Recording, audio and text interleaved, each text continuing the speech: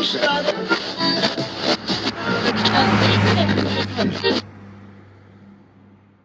Thistlethwayte, great to have you here at noise11.com. It's always something different to talk to you about, Ray, and this time Fabulous Caprettos. That's right. Yep. Fab Caps. Got a tour coming up. I think it starts in July, doesn't it? And it's a bit of a sort of a moving parts lineup this time round. Now, Russell is out of some of the shows. He's in for Tasmania, but he's out for some of the shows because he's got his own thing coming up. We've got Wendy Matthews on a few. You've got Joe Camilleri is popping in there as well. So it's a forever revolving lineup. Yeah, it's a bit of a unique setup this time. I've never had this exact configuration going on, but that said, I've worked with Camilleri a little bit, and I've worked with Wendy Matthews a little bit, and they're both amazing Australian musicians. So I think if you add it all up, and you've got the strength of the set list and the charisma of guys like Dave Gleason in there, and obviously the incredible guitar playing and vocal technique and tone of Jack Jones, and of course. It's just a good vibe all around. Russell Morris coming back in for a couple of select gigs is going to be good fun because he's got such a great selection of stuff there. And it's a good vibe all around. Really, honestly, it's so much fun. And you're the old boy in the band. I know even before Fabulous Caprettos started, but, when I was talking to Russell and he talked about wanting to put this thing together, you were always the name that came up. You were in the target the moment Fabulous Caprettos went into his mind. I remember talking to Russell's manager about it, and there was always a conversation going on, even long before COVID and all of that kind of stuff. I actually had some work that I thought I might have to do with Joe Satriani in 2020. So I initially said, well, if it has to be in 2020 in specific months, I can't make it. So I said, oh, look, I can look at it at another time. But I thought by then maybe they would have put somebody else. Anyway, Joe and the rest of the world pretty much had to cancel their touring work in 2020. So I stayed back in Australia, and we ended up working with Joe in 2022 onwards for a long time. But while 2020 was happening, it sort of reignited the conversation about the Caprettos, because being local, there might have been a way to do something, with reduced capacities and all of that. So it sort of started lots of different conversations, and had COVID not come around, I guess maybe I would have not been in the first iteration of the Caprettos, and who knows, it may not have been a thing. But I'm very lucky that I have been included in the lineup, and I've had a great time doing it in the previous tours, and I'm looking forward to more. Russell always envisaged it as a Australian version of the Travelling Wilburys. Is that how you see this band? I'm a huge fan of Travelling Wilburys, of course. I saw it as something very similar on some levels, but very different on others. I mean, the similarity that I thought was a positive was the fact that there's a lot of bands that have, I don't want to use the word supergroup, but, I guess there's, multiple collaborative musicians and singers. That's not a new concept. That's been around even probably before the Travelling Wilburys. But I think the difference between a lot of these shows where there's basically a backing band and maybe guest singers coming on and off is I thought the distinctive thing about the Caprettos was that we were actually going to be playing instruments on stage the whole time, doing harmonies with each other for each other's songs, and also playing some original material that wasn't just our own catalogue, and giving audiences a sort of bang for the buck experience because they're getting more artists rolled into one show. It was actually more seen as a thing which the band could release its own and write its own material, which we did, of course. And so those sort of elements about it started making me think of it more like a real band, actually. So, and then, having like the set bass player there, Jason Voorher, he's always been there, even though he may not be on the sort of the main billing of the names on there. But, it's a little bit like the way that you've got, Springsteen with the E Street Band, even though you don't really know the exact names, you know that it's going to be a set band. So that sort of thing and that consistency, I think, definitely lends itself to, the sort of travelling Wilburys headspace. That said, Australian material, Australian songs, totally different in a lot of quirky ways as well. And the banter that goes on stage, I'm sure, is very, very unique in its own way too. Well, as you've said too, the original plan was for original music, but there hasn't been that much original music. Back in the early days, I think there was just one song that was recorded and made the set list. Yeah, well, we did a few songs, but we have been working on a few other things as well in the background. I think the only difficulty with musicians that are already in other projects is it's hard to sort of pin them down and get them into the same place when they're always touring with their own bands. I've just announced 31 shows with Thirsty Merc starting in October. And setting all of that sort of stuff up is time consuming. Every time I speak to the other guys in the band, they're all working on other projects as well. So I think that's just the nature of having to keep your arms and legs moving as a musician. That's just the nature of the industry. But I guess when you're on tour, it makes it easier to have those conversations. So when I see the guys on the next run in when is it? July. And in August, yeah. When I see those guys then we can start chatting more because we're all in person and we're all there. And, you can even do lyric writing things and jam things at sound checks and that sort of stuff. So that's kind of how creative projects blossom, I think. So would you see the possibility of a Fabulous Caprettos album in 2026 maybe? Maybe. I can't say that'll be it'd be a lot of material you'd have to put together to do it. And it is a lot more work than people realise to actually get it all together. But not out of the question. And maybe an EP, maybe even just a couple more singles would be great. I think that'd be really nice to do a couple more singles at the very least. 31 Thirsty Merc shows, as you just mentioned. So October, November, December, January, you're full on with Thirsty Merc. I don't think you have a weekend off in all that time.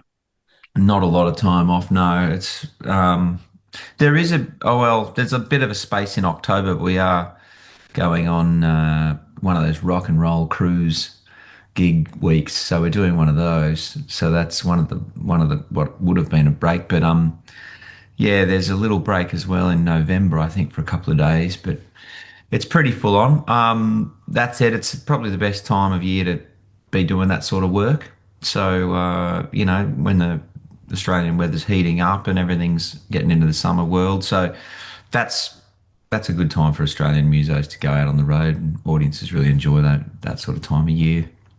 The last Thirsty Merc album, Celebration, that was the covers record about 5 years ago. But, we have to go back 10 years to Shifting Gears. So what are the plans for a fifth album of original Thirsty Merc songs? Well, I've been writing actually quite a lot over the last little while. I've got probably more than enough to really put an album together and really release it now. I think what I've been working out is is it the kind of thing where the tone of a lot of the songs, is it appropriate for Thirsty Merc? I've sort of gone in a bit of a direction creatively where it might be the kind of thing that I might put under either a pseudonym or a project name or some of my own stuff. I'm not really sure. But that said, there's a lot of things that I have been listening to, and the real way to get an album together for any project is you've got to have a big listen session and not be too close to the stuff. You got to get a bit of space away from it, and then sort of I normally throw a bit of a lasso around it. Go, this is a good compendium of stuff that has a thread through it. And so I think I'm getting close to that point where it's very clear that there's another Merc album there all the way. And then, if there's any little holes here, you fill those by writing, sometimes you're missing a bridge here and a pre-chorus there. I think I'm getting pretty close to that point now. So who knows? It could be next year. I don't think it'd be easy to put that together for this year, unfortunately, but we'll see how it goes. There's been some pretty exciting shows you've been doing with Sammy Hagar as well. That must be just absolutely incredible. Being on stage, performing basically an entire set list, bar a few songs of Van Halen. Yeah, that's been a lot of fun. Yeah, Sammy's a great dude. It's been really, really awesome, and I'm very, very fortunate to have got that gig through Joe Satriani, which was really cool. And hearing him also interpret those Eddie Van Halen solos and intros and parts has been a real pleasure. Yeah, that's a whole family of musicians that in some ways, I never thought I would have ever really had the opportunity to run into. But I guess now that I'm looking back on it and through conversations with guys like Joe, he's a huge fan of Deep Purple. He actually even played in Deep Purple for 6 months. So I guess me being a big John Lord fan, that kind of stuff, there might have been a bit of a divergent evolution, convergent evolution of how we ended up sort of, because we've listened to some of the same stuff and even had some of the same lineage of people we've worked with. So it's been really cool, but it's also taught me a lot about a world of artists that I hadn't done so much of a deep dive into, but this has made it very important that I understand what was going on in the way that Eddie Van Halen literally wrote keyboard parts. He was actually underrated keyboard player, I think. And also with Sammy, he had a whole life prior to Van Halen. He had the solo records, but also the band Montrose. That's and right. I only became aware of Montrose only in the last 10 years, I must admit. But, they had some great stuff too. Bad Motor Scooter. What a great rock song. Yeah, I looked back at some of those early recordings that he did. He actually did some live stuff I think it was even might have been 1974. 1973 when those guys were actually working with Ronnie Montrose and those guys. So yeah, it's like when you hear that sound, you're hearing a lot more of an influence from things like Traffic, Free, guys like Paul Rodgers. You can sort of hear that inflection in the voice, and I sort of couldn't help thinking of Australian artists like Billy Thorpe, who had that sort of beautiful crossover between a raspy rock sound, but also so much soul. And that early Sammy Hagar singing style definitely showcases that he was into that stuff back then as well. Also, the song I Can Drive 55, which I'm probably guessing most Australians have no idea what that song is, but it was quite a sizable hit in America and a solo hit for Sammy Hagar. When you perform that, what's the audience reaction in America when that song is performed? It's huge. It's probably one of his biggest sort of sing-along songs, I guess. You've got that I Can't Drive, and then there's a break with a big hit with the band. Everything stops, and it just throws to the audience, and they just go crazy and sing that last part of the punchline of the chorus lyric. Yeah, I didn't really know that song as well. Maybe it just didn't get as much radio in Australia, but it's a monster hit over there. They all know it. Was there any conversations about that band coming down to Australia? Well, I can't recall that band coming down Australia in any convos. I don't know whether it's because they are only thinking at this stage of doing another residency in Vegas. They're talking about it. I have some holds in my diary that Sammy's managers advised might be happening, and something in September this year. But yeah, I think, maybe Sammy being 77 and long travel and going to places like Europe and Asia and Australia, I don't know whether he's up for the long travel these days. He's doing spot dates and little small blocks. I think that's the way he likes to work now. To be honest, that's totally understandable. A lot of these guys it's amazing that they can even sing the way they do and move around the way they do. And they're high energy shows, so I guess he's probably picking his battles. But I certainly would love them to come down to Australia. I'd be representing the Australians and the Aussie musos. If I was on the keys chair, I'd be inviting as many people as I could down to the gig and have a hang. Yeah, well, Sammy's only ever been here once as a solo artist in the late 90s. He played at when it was, before it burnt down to the ground, the Palace in St Kilda. Never came here with Van Halen, and, prior to Van Halen, never came here at all. So, He might be old, but, I'll take a 78-year-old Sammy Hagar over a not coming down at all Sammy Hagar. That's true. No, it'd be great to see him down here. I hope Yeah. they call me if they never do. I'm sure they would. That'd be fantastic too. Did you get into that band via Joe Satriani? Essentially, yes. Yeah, it was a sort of. I think what was happening is that they realised that there's a lot of keyboard parts in the Van Halen catalogue. Obviously, Eddie Van Halen played them all on the records. And back then, live, they used to have them all on some sort of recording because obviously he's having to play his guitar parts. So I think they just recorded them and had them maybe playing back off tape, even back in the 80s, it might have been, or some sort of digital playback system. And then they play along with those. There's a lot of bands do play along with tracks that are recorded these days, but the real way to do it would be live, and the real way to sort of get the most rise and fall in the grooves and make it more organic is to do it live. I think visually it's better live as well because it's not a machine playing back something that you're hearing, that someone's actually generating it and you can see them doing it. But I think really the reason I got strongly recommended for the gig was because of the fact that Joe Satriani was obviously getting into a pretty, it's a pretty intense guitar position to be doing that Eddie Van Halen sort of stuff. Very involved parts, very rhythmic parts, a lot of tapping and a lot of solos and a lot of, paying tribute really to one of the greatest sort of rock guitarists maybe of all time in pop music. So he sort of thought, look, although Joe sings, he was sort of thinking, if I'm doing that and doing the backing vocal stuff that Eddie used to do, it might just be too much and it might just fall on my face. I'd rather focus on one thing and do it really well, knock it out of the ballpark. And considering we need the keys thing, and Ray's definitely a strong singer, he can get in on some BVs and get in with Mike Anthony. And they basically just wanted to see whether the blend of Mike Anthony's voice and myself was going to work. Thankfully, it worked well, and I think Mike Anthony's voice is one of those stratospheric high belt kind of sounds. He's of course the bass player, and so I can't get up to that sort of range. That register's just so high.